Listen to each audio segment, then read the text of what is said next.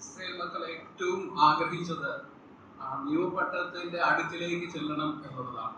എന്നാൽ അവിടേക്ക് ചെല്ലുവാനായിട്ട് വാഞ്ചിച്ച ചിലർക്ക് സംഭവിച്ച കാര്യങ്ങൾ നമുക്ക് ചിന്തിക്കാം.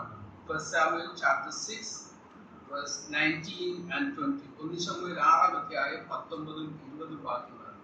ബേത്ത്ശെമെശ്യർ യഹോവയുടെ പെട്ടകത്തിൽ നോക്കുകൊണ്ട് അവൻ അവരെ സംഹരിച്ചു. അവൻ ജനത്തിൽ 50,070 പേരെ സംഹരിച്ചു. ഇങ്ങനെ യഹോവ ജനത്തിൽ ഒരു മഹാസംഹാരം ചെയ്തുകൊണ്ട് ജനം വിലപിച്ചു. 20-ാം വാക്യം. ഈ പരിശുദ്ധ ദൈവമായ യഹോവയുടെ മുമ്പാകെ നിൽപ്പാൻ ആർക്ക് കഴിയും? ഈ പരിശുദ്ധ ദൈവമായ യഹോവയുടെ മുമ്പാകെ നിൽപ്പാൻ ആർക്ക് കഴിയും? നമുക്കറിയാം, ഫെലിസ്ത്യര് യഹോവയുടെ പെട്ടകം പിടിച്ചുകൊണ്ട് പോയി ഫെലിസ്ത്യ ദേശത്ത് പല സ്ഥലങ്ങളിൽ കൊണ്ടുവച്ചു. പിടിക്കപ്പെട്ട അന്ന് തന്നെ ഏലി മരിച്ചു, ഏലിയുടെ 2 മക്കൾ മരിച്ചു, മരുമക്കൾ മരിച്ചു. പിന്നീട് ദാഗോന്റെ ആലയത്തിൽ കൊണ്ടുവച്ചു. ദാഗോൻ അവിടെ മറിഞ്ഞു വീണു. അതിന്റെ അംഗഭംഗം എല്ലാം നഷ്ടപ്പെട്ടു. അവിടെ മൂലരോഗം ഉണ്ടായി. പിന്നെയും അത് പേടിച്ചു. ആ പേടി കൊണ്ട് തന്നെ അനേകര് മരിച്ചു എന്ന് നമുക്ക് കാണുവാനായിട്ട് കഴിയും. എവിടൊക്കെ ഈ നിയമപ്പെട്ടതും ചെന്നോ അവിടെയൊക്കെയും ഭയം, മരണമുണ്ടായി. അങ്ങനെ നമ്മൾ കാണുന്നു ബേത്ത്ശെമെശ്യരുടെ അടുക്കലേക്ക് ഈ പെട്ടകം എത്തുന്ന കഥ നമുക്കറിയാമല്ലോ. അവിടെ ചെന്നോണ്ടേ ദൈവത്തിന്റെ ജനം, ഇസ്രായേൽ മക്കൾക്ക് വലിയൊരു ആഗ്രഹം, ശീലോവിൽ സമാഗമന കൂടാരത്തിൽ മാത്രം ഇരുന്ന യഹോവയുടെ പെട്ടകം നമ്മുടെ നാട്ടിൽ എത്തിയിരിക്കുന്നു. നമുക്ക് നേരിട്ട് കാണുവാൻ, അത് നോക്കുവാനുള്ള ഒരു അവസരം നമുക്ക് ലഭിച്ചിരിക്കുന്നു എന്ന് കണ്ട് ആ ദേശക്കാർ മുഴുവനും ഓടിയെത്തി. അവര് ആ പെട്ടകത്തിന്റെ ചുറ്റുപാട് നിന്നു. ശീല കൊണ്ട് മൂടിയിരിക്കുന്ന പെട്ടകം കണ്ടു. ഇതിന്റെ അടുത്ത ഭാഗം കൂടെ കാണുവാൻ അവർ ആഗ്രഹിച്ചു. അവർ ആ ശീല ഒന്ന് മാറ്റി നോക്കി. പിന്നെ അവർക്ക് തോന്നി, ഇതിന്റെ ഉള്ളിൽ നാം ഇന്ന് കേട്ട പോലെ മന്ന ഇട്ട പൊൻപാത്രമുണ്ട്. അവിടെ 10 കൽപ്പന എഴുതിയിരിക്കുന്ന കൽപ്പലകകളുണ്ട്. പിന്നീട് അഹരോന്റെ തളിർത്ത വടിയുണ്ട്. അതൊന്ന് കണ്ടാലോ എന്ന് അവർ ആഗ്രഹിച്ചു. അവരാ കൃപാസനം മൂടിയിരിക്കുന്ന ആ സ്വർണത്തിന്റെ പലക അവരെ മാറ്റി.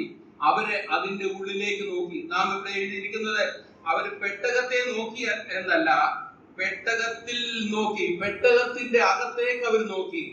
അവിടെ എന്താണ് അവർ കണ്ടത്? പെട്ടകത്തിന്റെ ഉള്ളിലേക്ക് നോക്കിയൊന്നേ അവരുടെ പാപം അവർക്ക് വെളിവായി. എന്താണ് പാപം?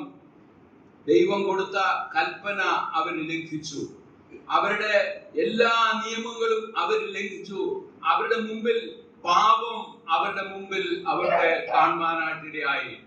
അടുത്തതായിട്ട് നാം കാണുന്നത് മന്നയിട്ട വെച്ചിരിക്കുന്ന പൊൻപാത്രം.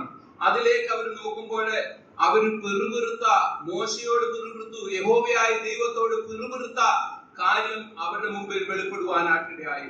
അടുത്തത് നമ്മൾ കാണുന്ന അഹരോന്റെ തളിർത്ത വടിയാണ്. അവർ മത്സരികളായിട്ട് ദൈവത്തിനെതിരായിട്ട് നിന്നു.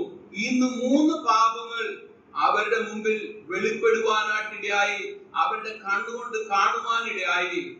50,070 പേര് മരിച്ചു വീഴുവാനായിട്ട് ഇടയായി. ഇന്ന് അതേ യഹോവയുടെ സന്നിധിയിലാണ് നാം ആരാധിക്കുവാനായിട്ട് എന്നിരിക്കുന്നത്. ഈ വന്നിരിക്കുന്ന നമുക്ക് എവിടാണ് നമ്മൾ വന്നിരിക്കുന്നത്?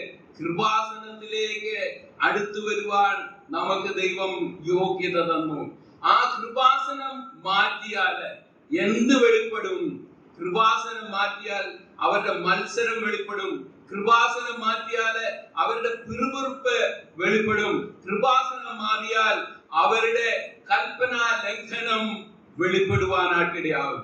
എന്നാൽ ഇന്ന് ഇതെല്ലാം മൂടി, കൃപാസനത്താൽ മൂടി, നമ്മുടെ പാപങ്ങൾ നമ്മിൽ നിന്ന് മാറ്റി, അത് നമ്മിൽ നിന്ന് അകറ്റി കർത്താവായ യേശു ക്രിസ്തു നമുക്ക് പാപപരിഹാരം ഉണ്ടാക്കിയതുകൊണ്ട് ഇന്ന് കൃപാസനത്തേക്ക് അടുത്ത് വരുവാൻ ദൈവം നമുക്ക് പ്രാഗൽഭ്യം തന്നിരിക്കുന്നല്ലോ.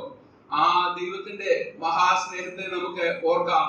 പഴയ നിയമ വിശുദ്ധന്മാര്, പഴയ നിയമത്തിലെ ദൈവമക്കളെ ആഗ്രഹിച്ച് ഓടിച്ചെന്നു. എന്നാൽ 50,070 പേര് മരിക്കുവാനായിട്ടിടയായി.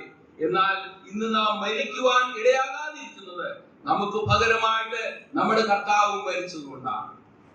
അവന്റെ സ്നേഹം നമ്മിൽ ചൊരിഞ്ഞതുകൊണ്ടാണ്, നമ്മെ വിശുദ്ധരായിട്ട് എടുത്തത് കൊണ്ടാണ്, അശുദ്ധിയും പാപവും നമ്മിൽ നിന്ന് നീക്കി നമ്മളെ വിശുദ്ധരാക്കി ആരാധിക്കുവാൻ യോഗ്യനാക്കി നമ്മെ തീർത്ത അവന്റെ സ്നേഹത്തിനായിട്ട് നമുക്ക് നന്ദി പറയാം. അവനെ ഓർക്കാം, അവനെ വന്ദിക്കാം. ദൈവമായ കർത്താവ് സഹായിക്കുമാറാകട്ടെ.